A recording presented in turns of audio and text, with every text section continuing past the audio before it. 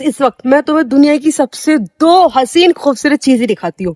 एक तो ये देखो, सी ये व्यू देखो, लाइक लिटरली, और दूसरी मैं, है ना हसीन चीज। शर्म आती है। A few moments later. So hello guys, दिन के 1 बजे नहा धो के मैं हो गई हूँ रेडी, और मैंने ChatGPT का इतना दिमाग खा लिया है ये पूछ के कि आपने इस आउटफिट के साथ मुझे कौन सी मैचिंग की एसेसरीज डालनी चाहिए।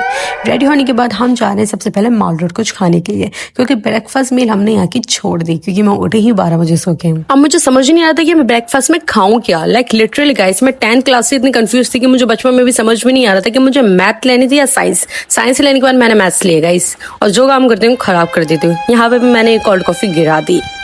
गाइस ऐसा मेरे साथ क्यों होता है? मैं जब भी कोई काम करने जाती हूँ उस काम में कोई ना कोई उटपटांग हरकतें होती जरूर है। मेरे से कोई भी काम सही से होता ही नहीं है। इवन मैं जब भी कुछ खाने जाती हूँ वो चीज मेरे हाथों जरूर गिरती है। I don't know why.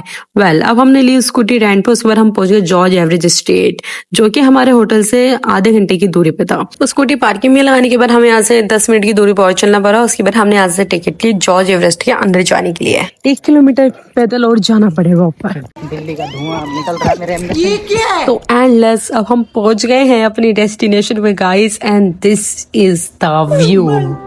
Like literally you can see this.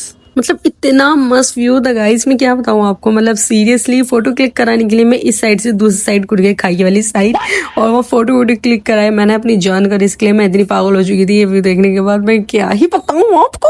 और फिर यहाँ से ऊपर जाने के लिए ये गार्ड वाले अंकल यहाँ बैठे हुए थे, जो कि एक एग्रीमेंट साइन कराए थे कि अपने साइन और एड्रेस लिख के जाओ कि अपनी जान की रिस्क पे आप इतनी ऊपर तक जा रहे हो।